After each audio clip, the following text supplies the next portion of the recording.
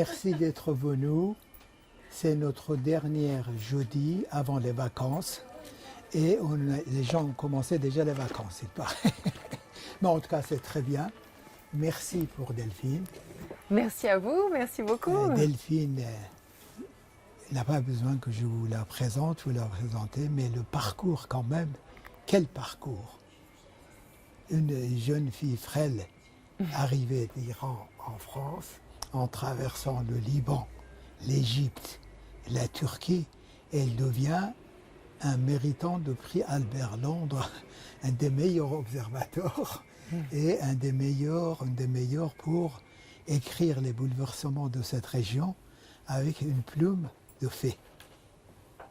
Merci d'être venu ici. Merci. Donc, vous n'avez pas besoin d'être présenté. Nous avons une formule pour essayer, surtout les gens qui sont là, engager la discussion, et aussi les gens qui voient par YouTube et par les réseaux, de dire pourquoi ce livre, c'est quoi ce livre. C'est deux questions. C'est bête, mais en général, la question a le droit d'être bête, c'est la réponse qui le rend intelligent. Merci. Merci. Comme vous le disiez, maintenant ça fait pratiquement plus de 25 ans que j'ai quitté la France pour m'installer au Moyen-Orient, par extension maintenant en Turquie. Et l'ironie, c'est que quand je suis partie, quand j'ai quitté Paris en 97, je pensais partir pour 10 jours, pour un peu renouer avec mes origines iraniennes. Mon grand-père iranien venait de mourir et je voulais découvrir ma deuxième moitié que je considérais comme invisible, redonner une certaine visibilité. Et vous voyez, je suis partie 10 jours, finalement je suis restée 10 ans en Iran. Et après, cette région est aussi effrayante que fascinante. Et c'est comme un livre, on ouvre le premier chapitre et on a envie de lire le deuxième, le troisième, le quatrième et ça ne s'arrête jamais. C'est ce qui s'est passé dans mon rapport avec cette région. Donc après l'Iran, il y a eu le Liban, ensuite l'Égypte et la Turquie depuis maintenant 8 ans. Moi-même, j'ai du mal à réaliser que ça fait déjà 8 ans que je vis en Turquie. Et en tant que journaliste, j'ai été aux premières loges de vraiment tous les soubresauts de la Turquie contemporaine, la reprise du conflit avec le PKK, les rebelles kurdes dans le sud-est, la guerre en Syrie, qui partage 900 km de frontière avec la Turquie, la crise des migrants, le coup d'État raté contre le président Erdogan et à partir de là, le virage autoritaire. Et j'aurais pu décider d'écrire ce livre sous forme d'un essai pour raconter un peu les coulisses de cette dérive autoritaire ou pour me mettre dans la tête du président Erdogan et essayer de comprendre la gestation comme ça d'un apprenti dictateur. Mais ce qui me tient toujours à cœur dans les livres que j'écris, jusqu'ici c'était des récits, là j'ai basculé dans le roman, j'expliquerai tout à l'heure pourquoi. Ce qui me tient toujours à cœur, c'est ce qui se passe du côté de la société.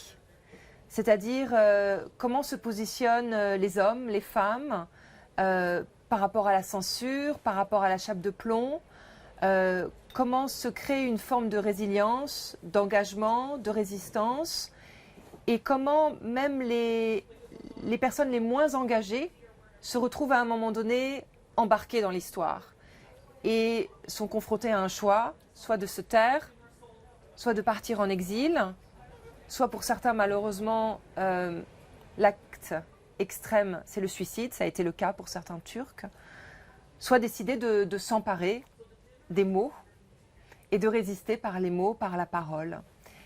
Et une histoire m'a littéralement happée à partir de 2016, c'est cette purge massive enclenchée par le pouvoir contre des professeurs, des enseignants. Et pour moi, les universitaires, les enseignants, ce sont des sentinelles du savoir, ce sont des phares, une forme de lumière dans l'obscurité. Et donc j'ai fait la tournée du pays, je suis allée à la rencontre de tous ces profs qui ont été purgés par le pouvoir, qui du jour au lendemain n'avaient plus le droit d'enseigner, parmi lesquels des profs qui, dans un engagement purement pacifique, ont décidé de signer une pétition qu'ils ont appelée la pétition pour la paix, en janvier 2016, pour dénoncer la reprise des combats dans le sud-est kurde et les exactions de l'armée turque contre les populations du Kurdistan. Donc il signe cette pétition pour la paix. Et à ce moment-là, le président Erdogan, et là c'est vraiment le côté absurde de la situation, les accuse de soutenir le terrorisme. Et moi je les appelle des criminels de paix. Parce que ce sont des procès montés de toutes pièces contre eux et on les criminalise alors que ça partait d'une intention purement pacifique. Et donc cette histoire m'a vraiment obsédée et je suis partie à la rencontre de tous ces profs à travers le pays, notamment ces profs qui ont décidé de refuser de se taire et d'entrer en résistance. Comme ils ont été limogés des universités, ils ont commencé pour certains à créer des universités clandestines dans des sous-sols de café. Ils ont transformé des supérettes en centres culturels. Pour certains, ceux qui avaient la fibre un peu musicale, ils ont organisé des concerts devant notamment la grande prison de Silivri. Et donc j'ai essayé de retisser comme ça leur histoire. Et je me suis dit, ça doit aller plus loin qu'un reportage. J'ai envie d'en faire un livre. Et j'avais deux choix.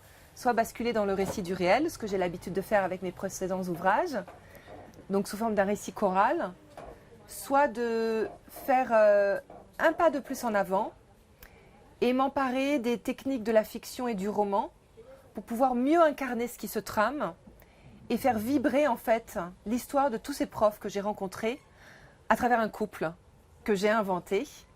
Donc Göktay, qui signe la pétition et qui est jeté en prison derrière les barreaux et qui pendant 3 ans comme ça bataille dans le confinement le plus total. Et sa femme, Ayla, qui est également professeure, mais qui elle est complètement apolitique parce que elle veut avant tout défendre sa famille, défendre leur petite fille, parce que le troisième protagoniste de ce livre, c'est une petite fille. Et donc, malgré elle, elle se retrouve à être obligée de se battre pour faire libérer son mari. Et autant son mari a décidé par lui-même de s'engager politiquement dès le début, autant elle n'est pas engagée, mais ce que je dis, c'est qu'elle se retrouve embarquée dans l'histoire. Et à un moment donné, cette femme qui est en colère contre son époux, qui a toujours refusé le politique, eh bien, à force de batailler pour libérer son mari, elle devient la passionnara qu'elle n'aurait jamais pensé être. Et c'était cette idée de raconter vraiment, dans l'intime cette fois-ci, comment le politique peut déteindre sur des personnes, peut faire exploser une cellule familiale, peut écraser un couple, et en même temps, à un moment donné, comment le couple, ou en tout cas l'humain, va tenter de se relever et de se révéler dans cette dictature, dans cette dictature en devenir, entre guillemets. Donc c'était un peu ça l'objectif de cet ouvrage.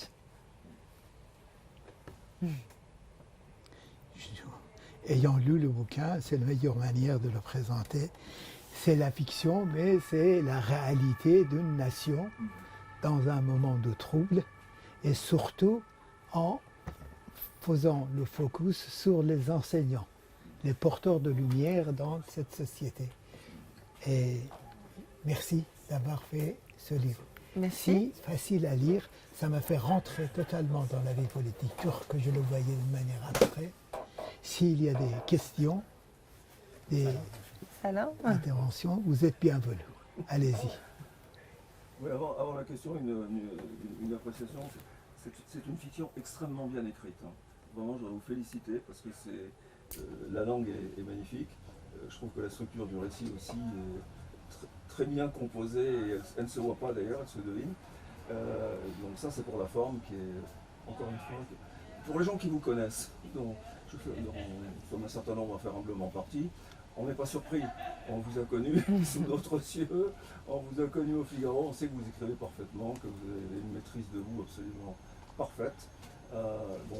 Donc ça, sur ce plan-là, je dirais que la cause est entendue. Mais alors sur le fond, et le fond politique et historique, bon, vous avez une expérience de toutes ces sociétés qui bougent, qui sont tous sauf immobiles, et qui sont en marche vers quelque chose. L'Iran, vous maîtrisez parfaitement, mais la société turque et ce qui se passe actuellement en Turquie, comment est-ce que alors j'aurais deux questions. Comment est-ce que vous voyez l'avenir? Est-ce que vous pensez que la Turquie va continuer à s'enfoncer dans l'erdoganisme obtus et sombre, ou est-ce que vous voyez des perspectives positives? Voilà. Et une question, c'est un petit peu une question annexe, c'est vous avez l'expérience de société iranienne, vous suivez parfaitement ce qui se passe en Iran et les développements récents. Quelle différence verriez-vous entre l'évolution actuelle de l'Iran, la société iranienne, et l'évolution de la société turque? Est-ce que c'est comparable ou est-ce qu'il y a quand même de sacrées différences? Et en gros, comment est-ce que vous voyez le futur de ces deux sociétés? Mais le premier élément de la question, c'est-à-dire l'avenir de ce qui se passe en Turquie actuellement, est-ce que vous êtes pessimiste ou optimiste? Je dirais qu'au regard des récentes élections en mai dernier, il y a eu un véritable élan, il y a eu de l'espoir. C'était quand même la première fois que l'opposition, qu'on disait très divisée, très désorganisée contre le président Erdogan, cette opposition avait réussi à se structurer autour d'un candidat commun, Kemal Kılıçdaroğlu, dont la plateforme parlait beaucoup notamment aux femmes et aux jeunes. Il y avait ces promesses d'ouverture démocratique, de libération des prisonniers politiques, de réintégration des fonctionnaires qui avaient été purgés, parmi lesquels ces nombreux professeurs et ces nombreux enseignants. Maintenant, on l'a vu, pour toutes les raisons qu'on connaît, c'est le président Erdogan qui l'a emporté parce qu'il a su utiliser les travers d'abord du populisme, en augmentant les salaires à la dernière minute, en promettant des retraites anticipées, donc dans un contexte de crise économique, en promettant aux personnes issues des régions sinistrées par le tremblement de terre de février dernier la reconstruction de leurs habitations en moins d'un an. Et tout ceci a très bien marché, notamment auprès de sa base, mais aussi des personnes qui étaient indécises. À cela s'ajoute la façon dont il a à la fois, c'est vrai que c'est un grand animal politique, Erdogan, il a su à la fois titiller la fibre religieuse d'une certaine partie de sa base, mais aussi la fibre nationaliste. Et c'est là où le rôle qu'il joue depuis certaines années maintenant, il a réussi à s'imposer sur la scène internationale, à la fois comme médiateur, je dirais. On peut citer la guerre en Syrie, mais plus récemment le conflit ukrainien.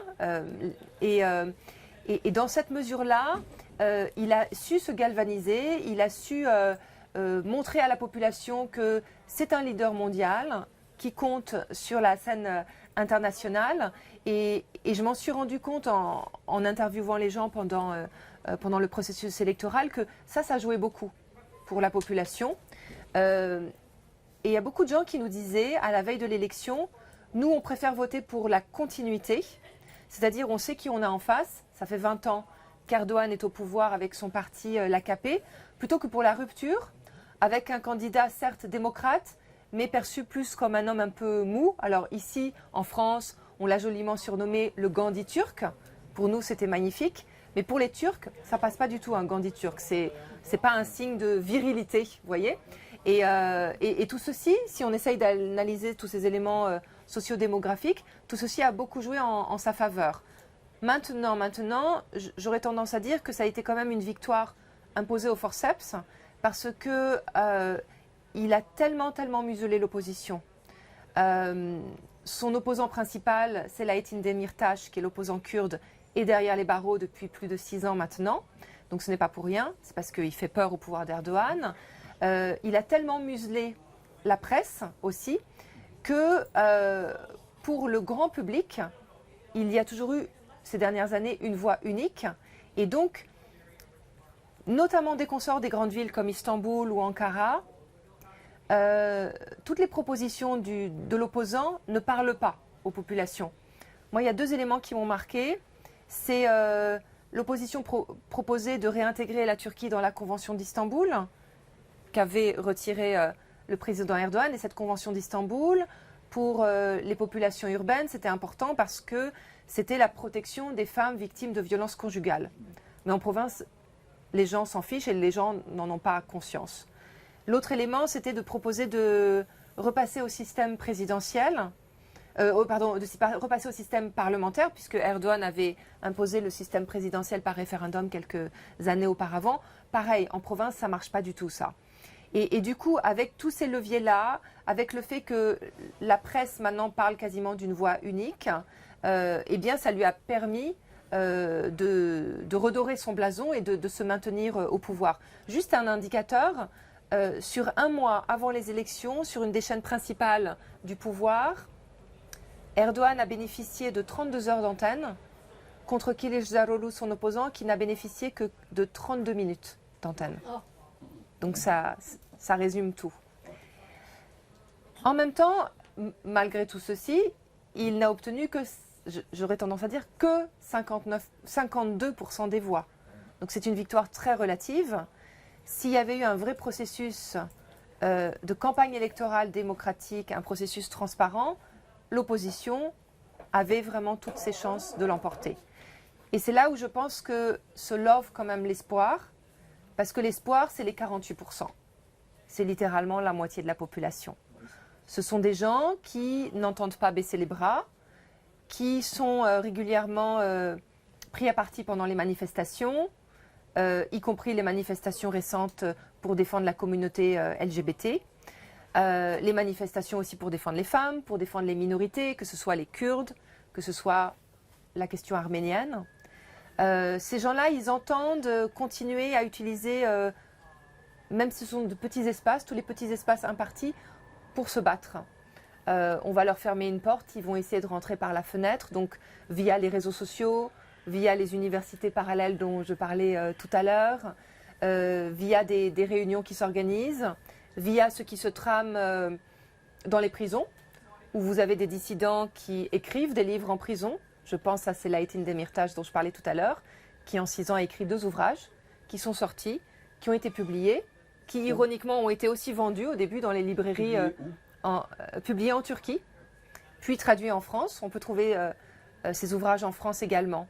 Et peut-être que ceci permet de faire le lien avec l'Iran. Votre deuxième question, parce que ça me rappelle ce que j'ai vécu aussi en Iran quand j'y étais, de 1997 à 2007, où malgré la chape de plomb du pouvoir, encore plus vissée, évidemment, et plus radicalisée que le pouvoir d'Erdogan, eh bien, je voyais la même chose, des dissidents qui écrivaient derrière les barreaux, dont on achetait les ouvrages sur l'avenue Enrelob, l'avenue de la Révolution à Téhéran, des femmes qui n'ont jamais baissé les bras. À l'époque, quand j'habitais à Téhéran, elles se battaient pour quelques mèches de cheveux qui dépassent du foulard ou pour mettre même de la couleur dans leur voile. Et aujourd'hui, eh bien, le combat, il est bien plus en avant puisqu'elles se battent pour ne plus le mettre. Et on sait ce qui se passe aujourd'hui avec les arrestations qui ont eu lieu, les exactions des femmes qui ont payé le prix cher de leur vie pour ce combat pour la liberté. Pour certaines, elles ont perdu un œil. Malgré tout, ça continue. Oui, il y a aussi ce terrible, je ne sais pas comment on peut appeler ça d'ailleurs, enfin, ce gazage chimique mystérieux dans les lycées. Malgré ça, je constate qu'elles ont tout de même réussi à imposer un état de fait. C'est-à-dire qu'aujourd'hui, dans les grandes villes principalement, mais aussi en province, vous avez des femmes qui sortent dans la rue sans voile, qui vont travailler sans foulard, qui prennent le métro sans foulard et qui ne se battent plus pour leur liberté, mais je dirais qui vivent leur liberté. Et on pourra toujours nous dire ce n'est qu'une minorité. Non, je ne pense pas, parce que je parle régulièrement avec des filles en province. J'entretiens beaucoup de contacts fréquents, notamment avec des jeunes filles au Sistan-Baloutchistan, qui ont trouvé dans ces manifestations une forme de, je dirais, de stimulus qui les encourage à se battre. Alors au Sistan-Baloutchistan, c'est encore très conservateur. Les filles n'osent pas sortir dans la rue sans voile. Mais je vais vous citer une fille avec qui j'ai parlé récemment, qui me touche beaucoup, et je suis restée en contact avec elle, Elle m'a raconté son histoire et c'était la première fois qu'elle racontait son histoire parce qu'elle me disait, avec la mort de Mahsa Amini, donc cette première fille qui a été tuée pour un voile mal porté, elle me dit, ça a brisé comme un tabou en moi, ça m'a forcé à me dire que du plus profond de ma douleur, moi aussi, je dois me battre. Ça lui a donné du courage. Et donc son histoire, c'est quoi, cette jeune femme? C'est qu'elle a été violée par son cousin quand elle avait 12 ans. Elle n'en a jamais parlé. Et 15 ans plus tard, elle ose briser ce tabou. Elle a, pour la première fois, osé, grâce à l'aide d'une amie, aller chez un médecin pour une consultation. Et aujourd'hui, depuis les 4 murs de sa maison, puisqu'elle est quand même sous le pouvoir patriarcal, parce que ce n'est pas seulement le pouvoir du régime, c'est aussi le pouvoir patriarcal, malgré l'emprise du pouvoir patriarcal, elle a osé faire un pas en avant. Une de ses copines lui a prêté un téléphone portable, elle l'a mise sur WhatsApp, et maintenant, elle a commencé à tisser un lien avec des filles qui militent à Téhéran, dans d'autres villes, à l'étranger également. Et c'est ça la force de ces mouvements, je trouve, c'est cette idée du lien. C'est-à-dire avant, chacun se battait dans son isolement le plus total. Et aujourd'hui, aussi grâce à la force de l'Internet et des réseaux sociaux, il y a une chaîne de solidarité, une chaîne des invisibles, je dirais, qui s'est tissée, qui s'est créée. Et je pense que ce sera très difficile de la casser.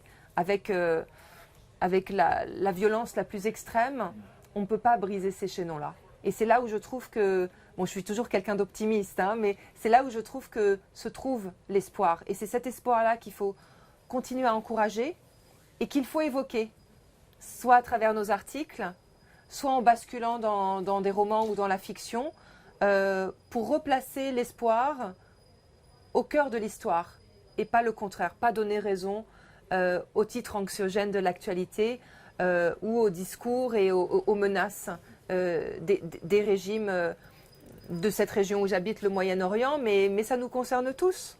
On voit ce qui se passe aussi en Europe avec certaines dérives extrêmes. Donc c'est un peu comme des... Voilà, ces gens-là sont des exemples. Je pense qu'il faut plus les regarder sous cet angle-là. Ils ont beaucoup à nous apprendre. Vous êtes plutôt optimiste. Si je me place du côté de la société, je resterai toujours optimiste. Cette Oui. fille du Sistan Baloutchistan, comment dire, c'est une sunnite, c'est une baloutche. C'est une baloutche sunnite, tout à fait. Oui. Donc je me permettais de dire qu'elle n'en a que plus de mérite. Exactement, tout à fait. Oui, complètement. Parce que là, aux yeux du pouvoir, aux yeux de la société, elle, entre guillemets, elle cumule les handicaps. Elle est femme, elle vit dans une province reculée, une région sunnite, donc encore plus rigide en termes de rapport à la religion, avec aussi toute l'emprise du pouvoir patriarcal qu'on connaît dans ces régions-là. Oui. Je vous remercie, madame. Ne connaissant que l'Iran et que très peu la Turquie, je me demandais de quelle pensée politique se réclame ce courant d'opposants politiques, sachant que en fait, le traditionnalisme politique en Turquie, c'est en fait la laïcité. Et en fait, je me demandais comment il se situe par rapport à Erdogan, et est-ce que Erdogan se réclame de la tradition politique en Turquie ma deuxième question, comparé à l'Iran, la forme de la répression de l'État prend quelle forme? Est-ce qu'il y a ce pouvoir de la répression, cette violence qu'on voit en Iran, ou les formes de la censure, comment ça se passe? Alors, en ce qui concerne l'opposition en Turquie, c'est vrai que traditionnellement, surtout au début d'Erdogan, à partir de 2002-2003, le grand parti d'opposition, c'était le CHP, donc le parti qui se revendique du kémalisme, de l'héritage laïque, séculaire. Et donc, c'était un parti à la fois nationaliste, qui pouvait être très rigide d'ailleurs sur des questions comme la question kurde, la question arménienne, qui reste des lignes rouges en Turquie. Ce qui est intéressant, c'est que le CHP d'aujourd'hui n'est plus le CHP d'hier. Il a évolué sous pression de la société, notamment sous pression de la nouvelle génération, sous pression aussi d'une grande partie, d'une fraction de la population qui est la fraction politique kurde. Et du coup, là j'ai pu le constater lors des dernières élections présidentielles, les promesses des opposants étaient beaucoup plus universelles, beaucoup plus ouvertes que le kémalisme d'antan, qui n'était pas non plus une démocratie. Hein. Donc voilà, c'est là où c'était intéressant, c'est qu'il y a eu un vrai débat qui a émergé. Un débat en fait qui est né à partir de 2013, quand il y a eu ces grandes manifestations contre la destruction du parc Gezi, près de la place Taksim à Istanbul. Donc c'était un mouvement à l'époque écologique, qui est devenu très politique, mais qui très vite s'est retourné, donc qui s'est transformé comme un mouvement anti-Erdogan, au nom du pluralisme et au nom du respect de tous. Les homosexuels, les femmes, les minorités culturelles, ethniques. Et ça a été nouveau, quelque chose de vraiment très nouveau dans la société turque. Ça a été comme une nouvelle naissance. Et pour la première fois, un véritable débat d'idées vraiment inclusif, dont se revendique aujourd'hui l'opposition turque. Donc c'est quand même, c'est vrai, un mouvement encore assez jeune, qui n'a que 10 ans. Et c'est là où, si on veut faire une comparaison avec les mouvements politiques iraniens, je pense qu'en termes de mouvements d'opposition, les mouvements politiques iraniens peut-être ont une plus grande maturité, parce que ça fait bien plus longtemps qu'ils se battent.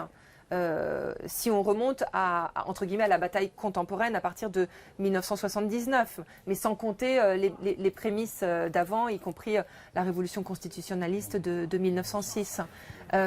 Donc c'est là où je pense qu'en termes de tradition et d'ancrage dans la société, il y a des mouvements beaucoup plus structurés en Iran, et c'est toute l'ironie, parce que le pouvoir iranien est beaucoup plus castrateur, rigide, répressif que le pouvoir turc.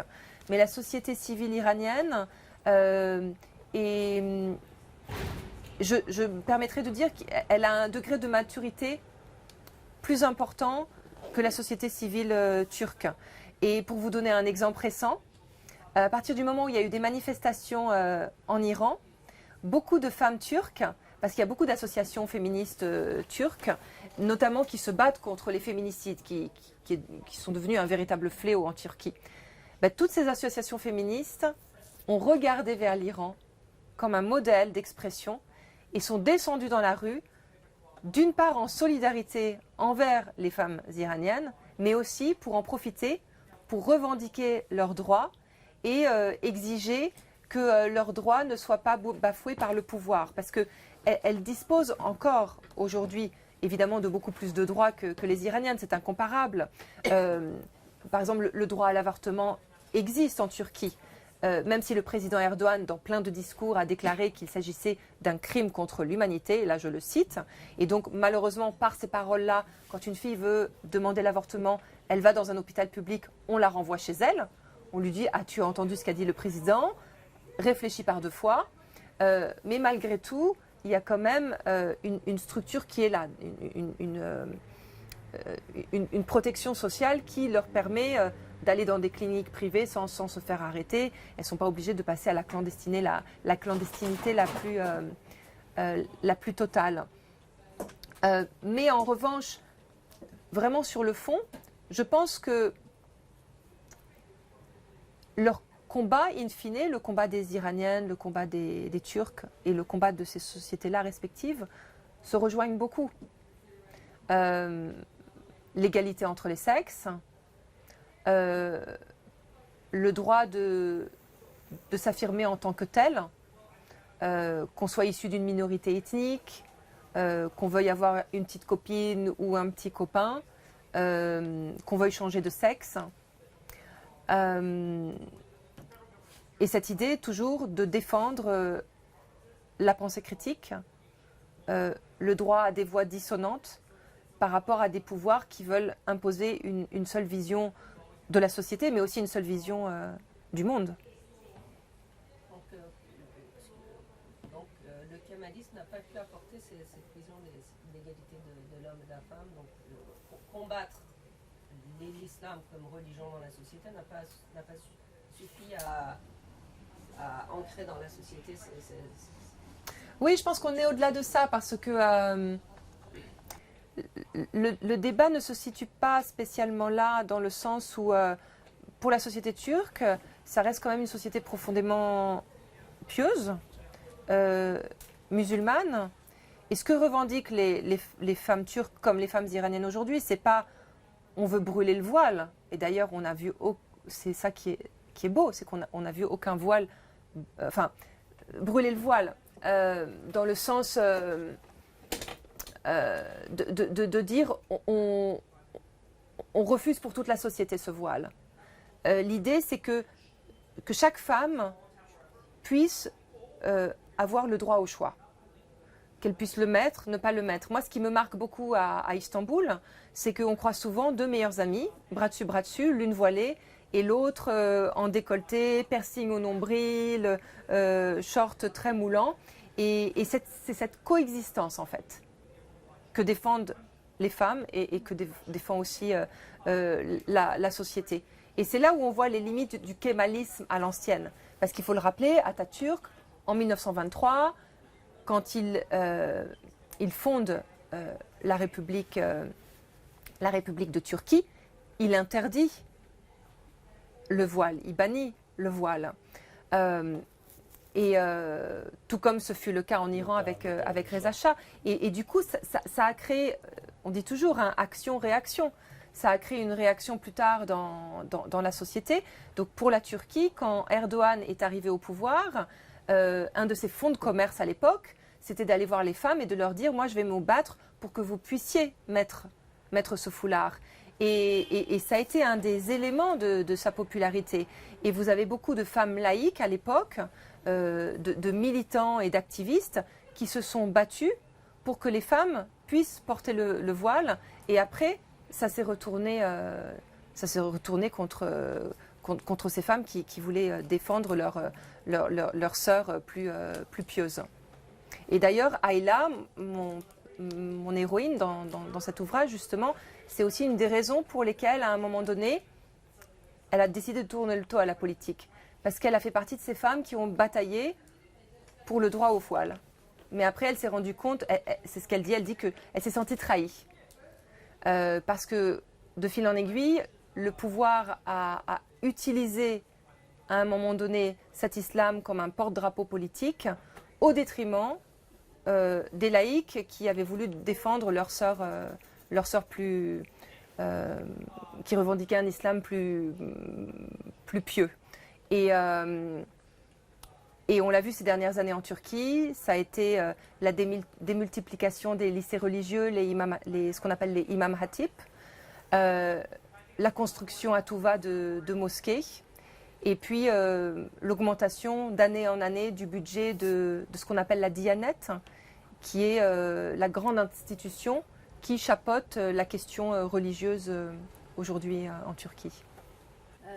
Est-ce que vous êtes gêné dans votre travail de journaliste en Turquie? Est-ce que vous faites des menaces ou est-ce que globalement vous arrivez à travailler?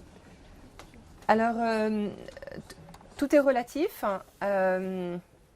Alors, comme j'arrive de zones où de pays où j'ai fait face à beaucoup plus de problèmes, notamment l'Iran, la Turquie, oui, il peut m'arriver d'avoir des soucis, mais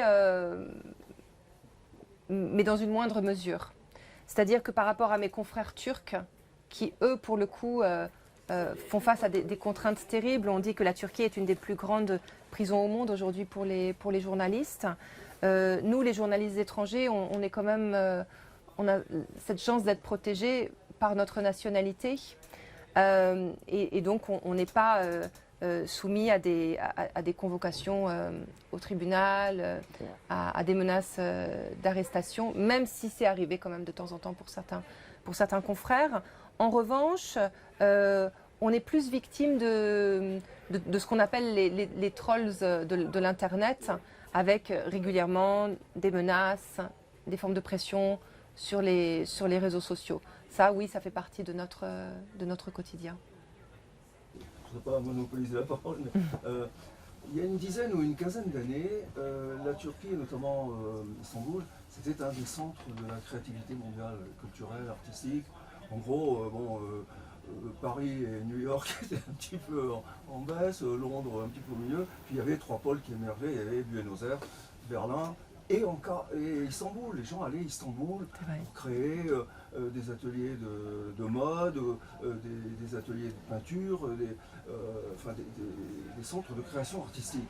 Et franchement, c'était, je me souviens, les Iraniens regardaient ça en disant c'est l'inversion de l'histoire, parce que autrefois c'était les Turcs qui venaient en Iran, parce que l'Iran était qui avançait. Aujourd'hui, avec la Pékin qui s'abat sur nous, on va à Istanbul, et à Istanbul on rencontre le monde entier. Bon, alors cette efflorescence artistique, culturelle, esthétique, où est-ce que ça en est aujourd'hui avec l'évolution du pays? Est-ce que ça dure toujours, ou bien est-ce que c'est une chape de plomb, ou est-ce qu'il y a une sorte de résistance larvée? Istanbul comme lieu de création artistique, ça existe toujours ou c'est menacé? Je pense que c'est ça, c'est la force d'Istanbul. Et Istanbul restera toujours Istanbul. C'est une ville en pleine effervescence. C'est une ville monde à la croisée des chemins, qui sait aussi bien, qui est capable à la fois de déclarer la guerre, même presque, enfin de s'en prendre à sa propre population, voire aux populations étrangères, mais qui a une force d'intégration incroyable. C'est-à-dire que ce soit au sein de la société turque, mais aussi, j'ai vu au cours de ces dernières années, Istanbul est devenu le refuge de tous les dissidents, de tous les artistes, de tous les créateurs de la région.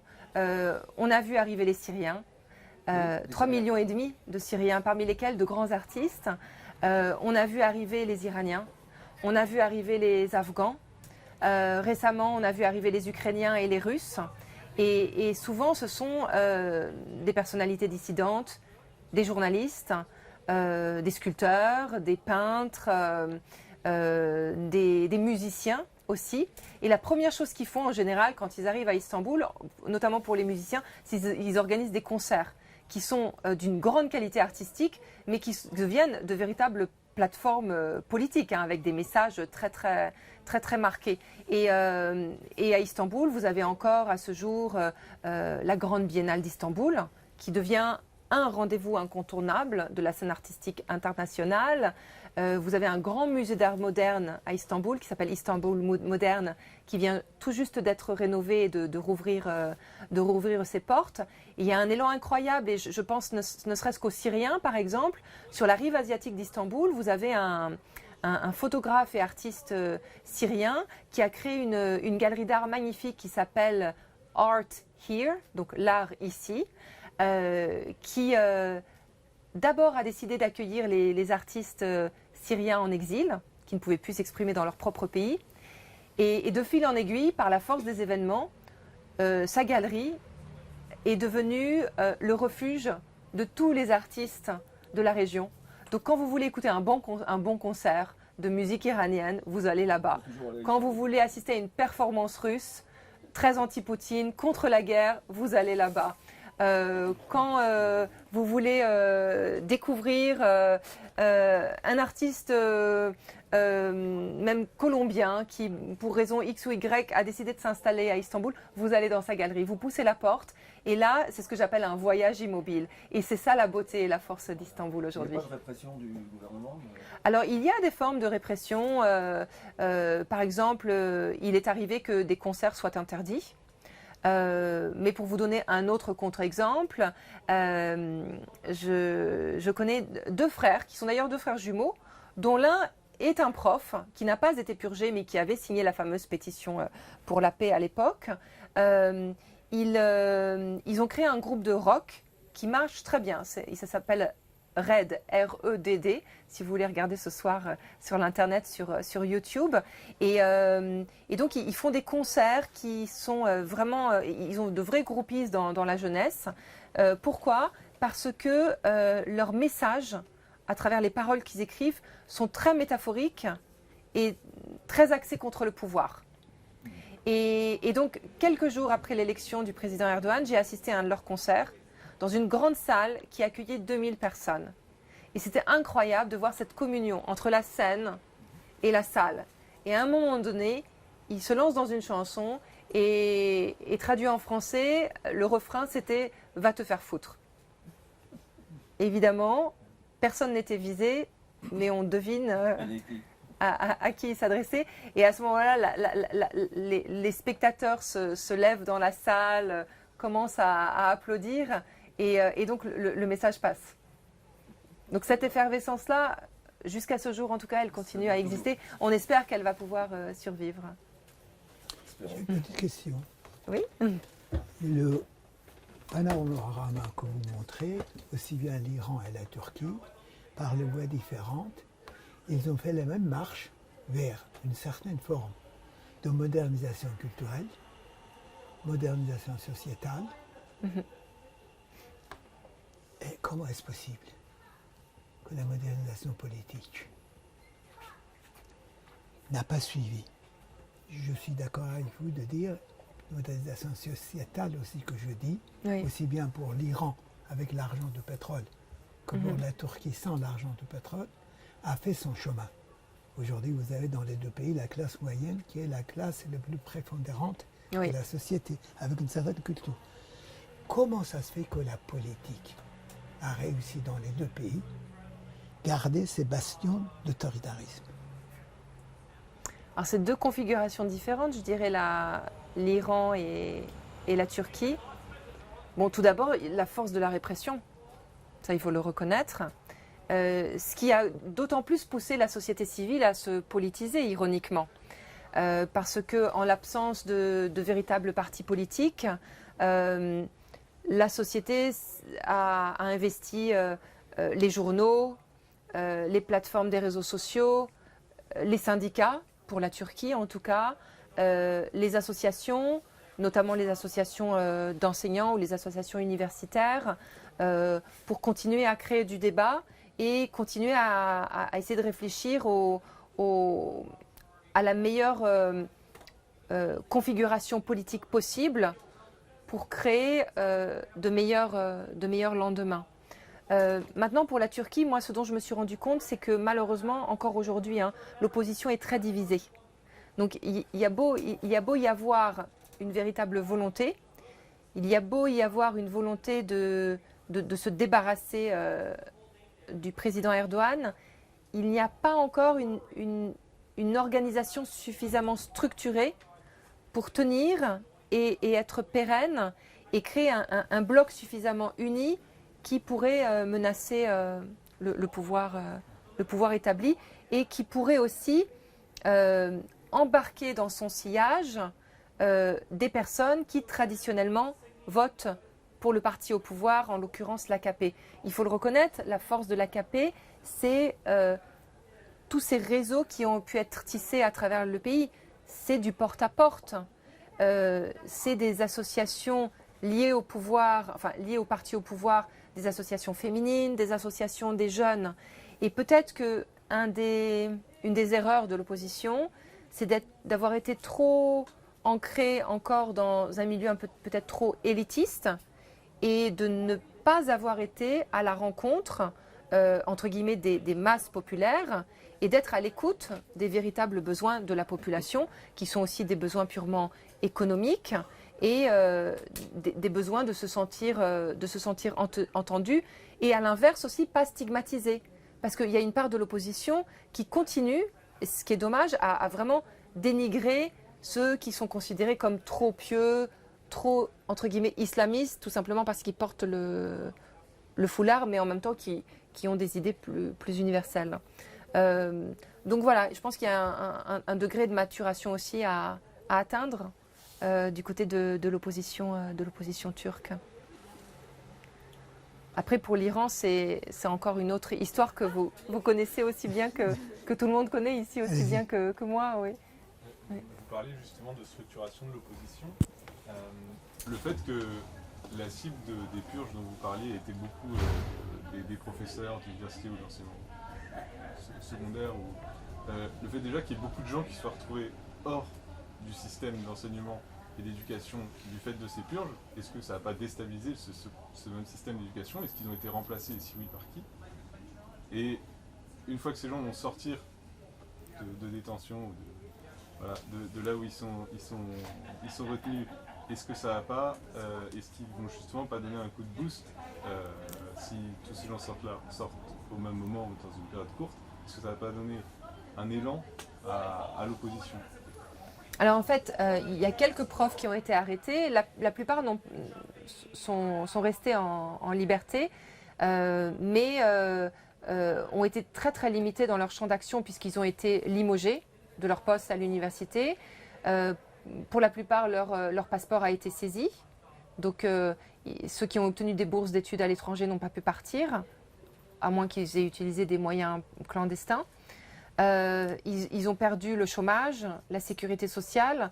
Donc, dans les premières années, ils étaient dans un mode de survie, avant tout. Donc, et c'est aussi le côté très pervers du système, qui est de les occuper tellement avec des galères administratives et de survie économique qu'ils en oublient leur militantisme. Et là, je pense qu'on est entré dans une deuxième phase où vous avez beaucoup de profs qui, maintenant, ont plus ou moins réglé ces problèmes-là et donc qui organisent toutes ces conférences parallèles, des universités online et qui essayent de recréer du débat avec les moyens qu'il leur reste en renouant un contact avec leurs étudiants, avec leurs confrères professeurs limogés ou non limogés et en partant du principe que même s'ils ne peuvent pas retourner enseigner à l'université, eh bien, ils vont pouvoir continuer quand même à défendre cette idée de l'expression publique et de l'expression plurielle. Certains se sont ironiquement d'ailleurs convertis au journalisme, donc signent des éditoriaux dans des journaux plus ou moins indépendants ou des journaux qui sont sur la sphère de l'Internet.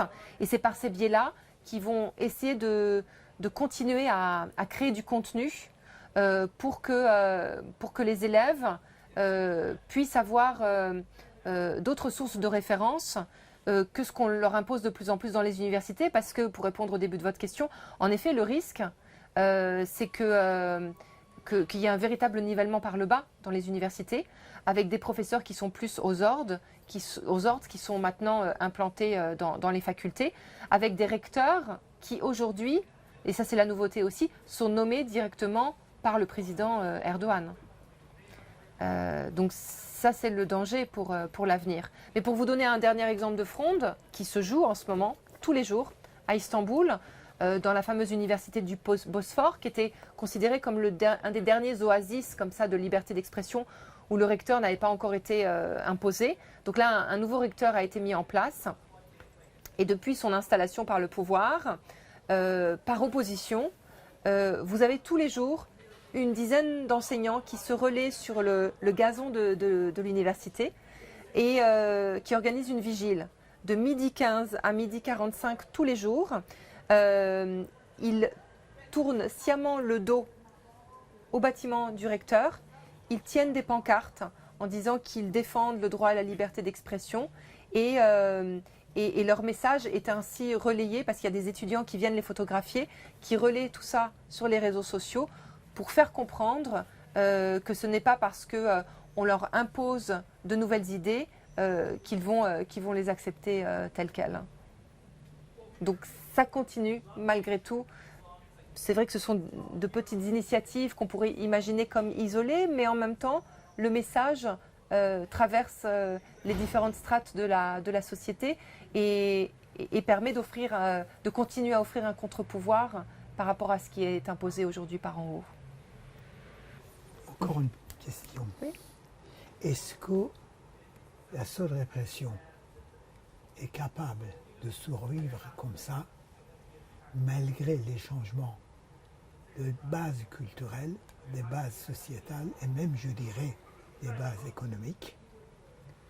Ou est-ce que la répression, l'autoritarisme qui impose la répression pour avoir d'autres ressources pour se reproduire? Mais je pense que politiquement. sur le... Parce que l'Iran Oui. et la Turquie, Oui. quand même, c'est une histoire parallèle de plusieurs siècles. C'est vrai. C'est là-dessus que je veux voir s'il Oui. y a une ressemblance Mhm. entre ces deux ensembles géographiques. Pour moi, la géographie reste encore la mère de la politique et Mhm. de géopolitique. Est-ce qu'il n'y a pas quelque chose de plus? Moi, ce qui me marque, c'est que, on l'a vu en Iran comme en Turquie, sur le court terme, la répression l'emporte. Parce que c'est le choc du court terme, avec les exactions, pour l'Iran récemment aussi, même des cas de viol dans les prisons. Donc l'intimidation est un terrible outil pour faire taire les voix dissonantes. Maintenant, on l'a vu sur le long terme, en tout cas sur le moyen terme, ça ne marche jamais.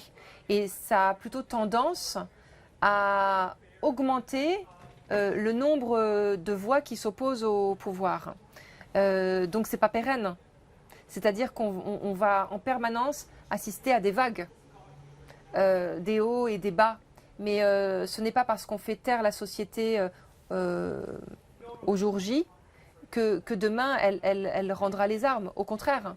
Et le risque que je vois, in fine, mais après c'est difficile de prédire l'avenir, mais le risque, si ça se poursuit comme ça, avec ce refus d'entendre les demandes de la population, c'est que la population se radicalise.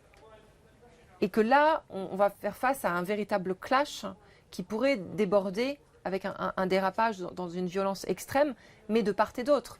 Parce que pour l'instant, la violence, elle est entre les mains du pouvoir. Mais à un moment donné, dans la société, quand vous n'avez plus à manger, quand on tue votre fils, quand vous n'avez plus la possibilité d'avoir une alternative politique, qu'est-ce qui vous reste? Malheureusement, c'est la mort. C'est magnifique. On arrive à une chose.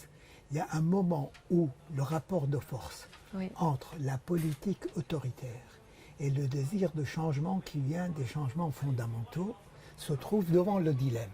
Oui, L'anarchie ou le pouvoir centralisé. La sécurité ou le changement.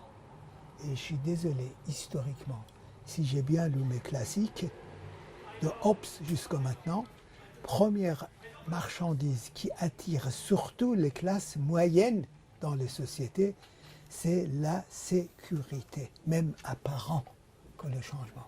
Comment est-ce qu'on peut changer ce dilemme dans une région soumise à des énormes tensions géopolitiques Oui. continues et permanentes? parce que c'est vrai Et que le nationalisme le contexte... exacerbé profite beaucoup, Oui. que ce soit sous le drapeau de la religion, sous le drapeau de nationalisme, de cette crainte Mhm. de éclatement. Mais on est Je ne veux face... pas m'attarder sur la scène oui. syrienne, la scène Oui. libyenne, tout ça, mais le fond du problème, pourquoi la politique n'arrive pas à s'organiser? Je pose cette question.